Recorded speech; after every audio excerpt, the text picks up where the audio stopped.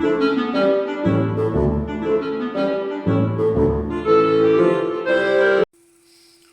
to the Geek Easy, fellow geeks. Let's open a beverage of your choice. Because today is Tuesday. And you know what that means. It is time for another episode of Terrifying Tuesdays, in which I review a movie from the collection of tapes my father left for me. Well, my mother gave me after my father died. She didn't want to keep them, so, well, we've gone over this before. This week's movie would be The Two Faces of Dr. Jekyle. It is a Hammer production. And as you know, or maybe you don't, but Hammer movies, when they do an adaptation of, whatever, horror icon, Dracula, all this, they never do, they never really follow the book. They take the basic tenets of the book and do their own thing. And boy, do they ever do their own thing in this one. It came out in 54, 56, 67, I don't know. I should have looked this up beforehand, but oh well. In case any of the viewers here have been living under a rock and don't know anything about Dr. Jekyle and Mr. Hyde, which is the book this is, based upon, you have Dr. Jekyle, who was looking into the duality man, the good side, the bad side, and he creates this serum to release the evil side of humanity.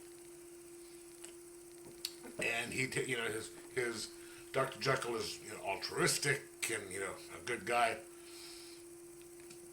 And then you have Dr. Jekyle, this kind of short, ugly, both physically and in other ways, stunted guy who just does this horrible shit whenever he takes his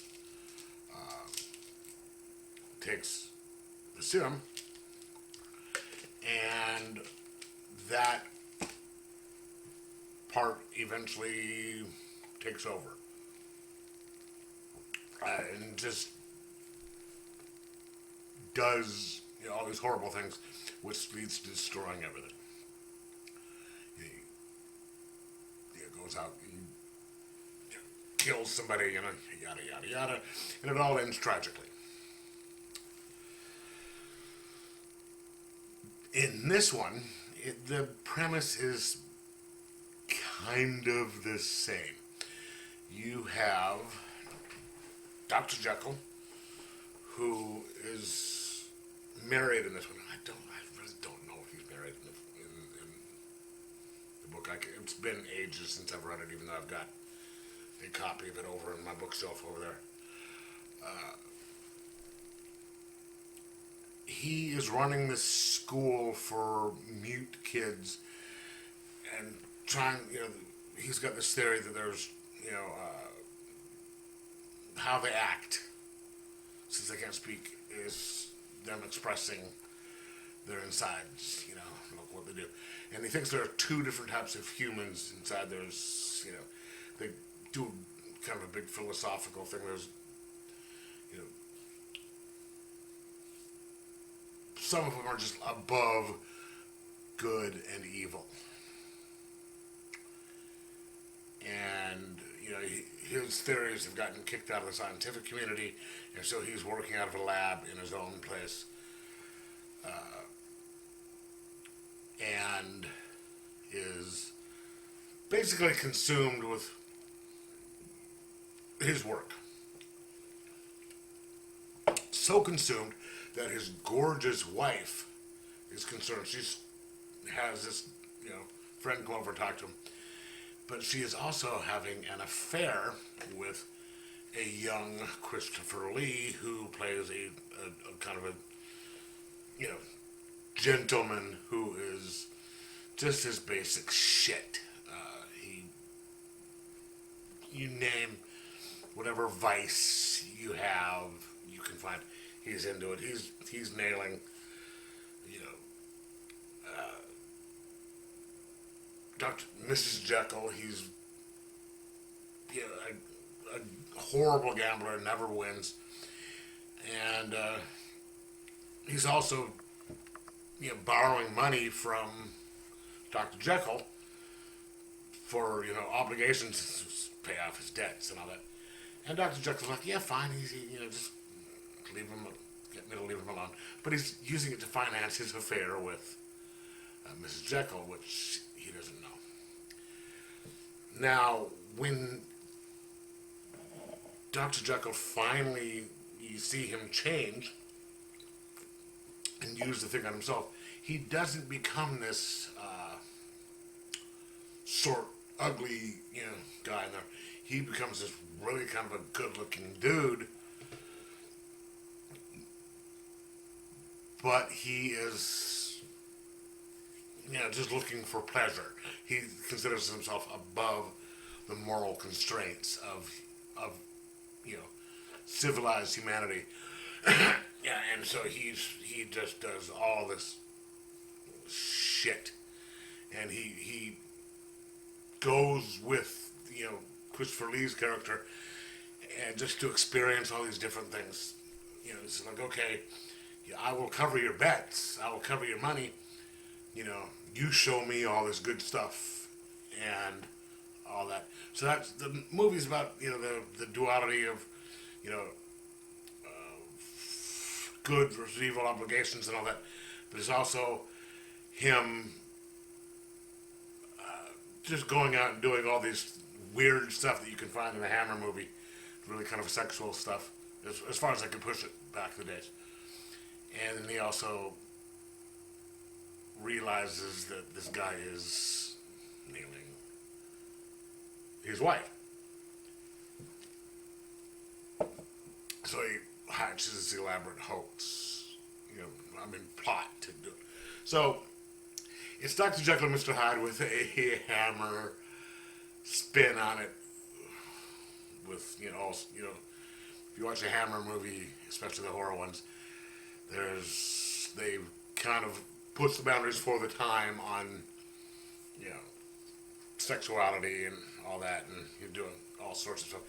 They visit an opium den, which I thought was really kind of cool at the time. And it kind of... They get to the ending eventually, and it ends approximately the same way in the movie as they do in the book. I mean, I'm not spoiling anything here. But I do sort of like the